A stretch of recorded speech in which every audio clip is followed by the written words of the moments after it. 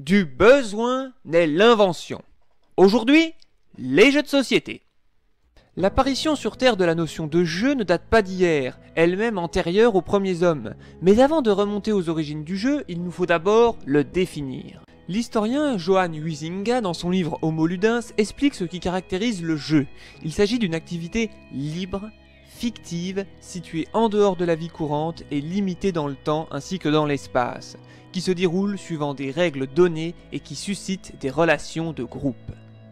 Prenons l'exemple de deux chiens qui se chamaillent. Ils font cela d'un commun accord, sans aucune nécessité impérieuse, en simulant un vrai combat, mais tout en respectant les règles comme le fait de ne pas se mordre les oreilles. Et après ce laps de temps, les deux comparses reprendront le cours normal de leur journée. On peut dire clairement que les deux chiens sont en train de jouer. Mais dans la nature, rien n'est inutile, car il est à noter que le jeu possède malgré tout une double utilité pour ces chiens, à la fois sociale pour ce qui est de trouver sa place entre les dominants et les dominés en vue des futurs combats que le chien aura à mener, ainsi qu'au développement de la communication par la compréhension des choses à ne pas faire. Cet apport permettant également la prise de conscience de ses forces et de ses faiblesses physiques en vue de chasse ou de dangers futurs. Ainsi donc, le jeu n'est pas le propre de l'homme, et il est fort à parier que les dinosaures jouaient déjà, et que les premiers hommes préhistoriques en faisaient tout autant.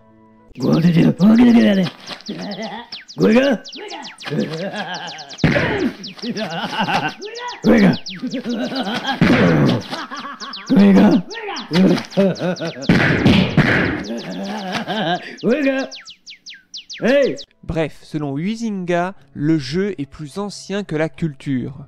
On peut donc estimer l'apparition des premiers jeux de force et d'adresse vers 200 000 ans avant Jésus-Christ, tandis que les jeux transposant les activités sociales comme la chasse ou la guerre ne remontent qu'à 10 000 ans avant Jésus-Christ.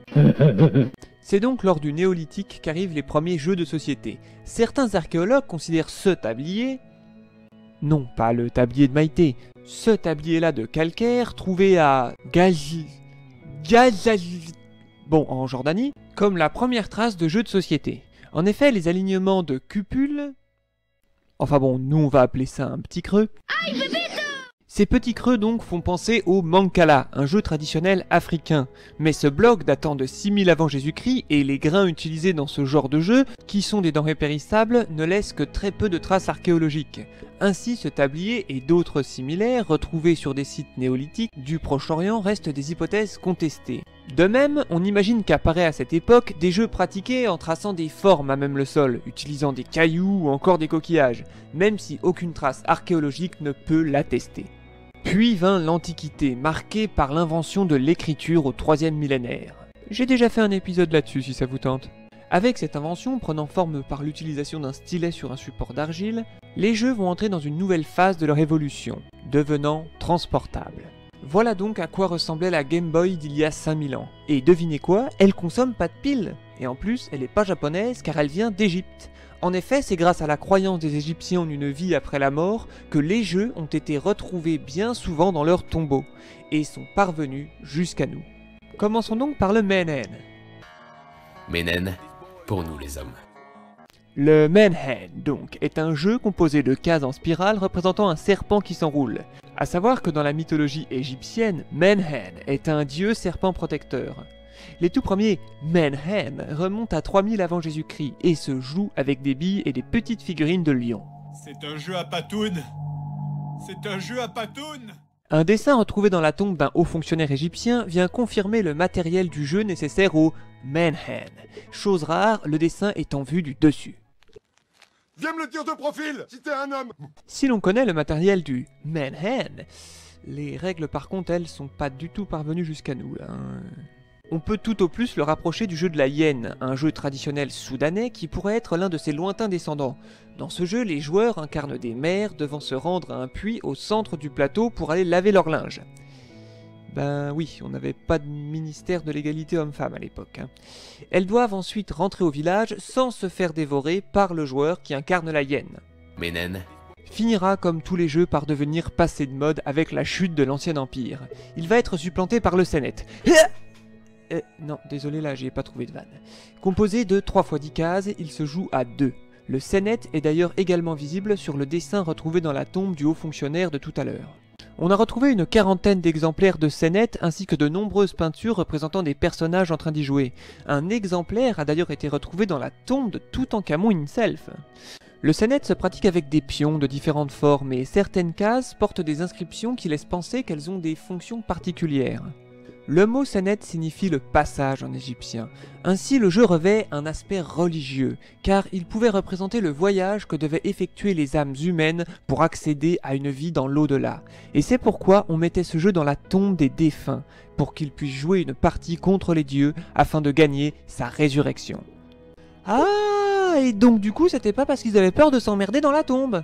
Ah non, mais tout s'explique, hein. Tout s'explique. Pour avancer sur le plateau, les joueurs lançaient des bâtonnets à deux faces, une plate et une bombée, cet élément donnant un résultat binaire constituant le premier instrument de hasard, qui serait donc apparu avant les osselets et les dés. Chaque jour est une chance. Mais poursuivons notre découverte des jeux égyptiens et arrêtons-nous sur le jeu des 58 trous. Ah non, là c'est 21. Appelé aussi le jeu du chien et du chacal, en raison de la forme des pions qui viennent s'insérer dans les trous du plateau. Les plus vieux exemplaires qui avaient été trouvés jusqu'à maintenant dataient de 2000 avant Jésus-Christ. Et des exemplaires de différentes formes avaient été trouvés en Égypte et en Mésopotamie. La Mésopotamie, pour vous resituer, c'est l'équivalent de l'Iran et l'Irak actuel. Mais en 2018, l'archéologue Walter Christ... Ah la vache, les archéologues, c'est plus ce que c'était. A découvert plusieurs alignements de cavités creusées à même le sol et qui pourraient être un jeu de 58 trous. Ce qui a impressionné les archéologues, c'est que cet exemplaire daterait d'environ 4000 ans, donc bien avant les exemplaires actuellement retrouvés. Mais ce qui les a encore plus impressionnés, c'est que le lieu de découverte est en Azerbaïdjan, soit à plus de 1000 km des reliques actuelles.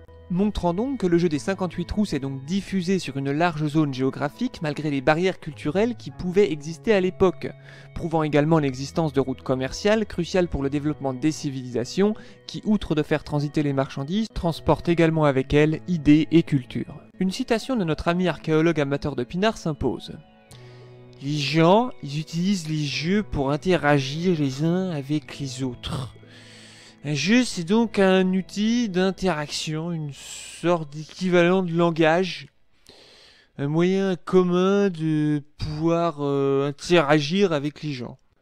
Et c'est là qu'on peut constater à quel point le jeu pour l'humain est fondamentalement orienté vers sa relation au groupe, et donc à sa cohésion, dont dépend en grande partie sa capacité de survie.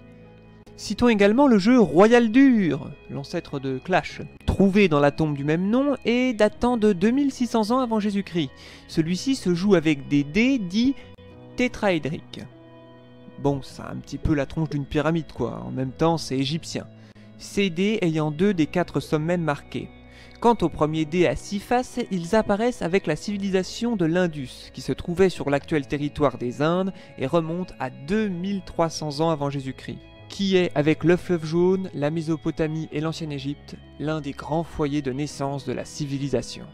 Ménène, Sénète, jeu des 58 trous, Royal Dur, tous ces jeux ont pour point commun d'être des jeux de parcours, c'est-à-dire basés sur une mécanique qui consiste à déplacer des pions sur une série de cases, selon des résultats obtenus en lançant des instruments du haut hasard. Un peu comme nos actuels jeux de petits chevaux ou jeux de loi. Ce sont donc des jeux où le hasard prédomine et où on laisse la volonté divine dicter l'issue de la partie. Il faudra avancer un peu plus dans l'histoire des jeux de société pour commencer à voir apparaître les jeux de stratégie. Cependant, nous verrons cela dans un autre épisode, mais cela, c'est si vous le voulez bien.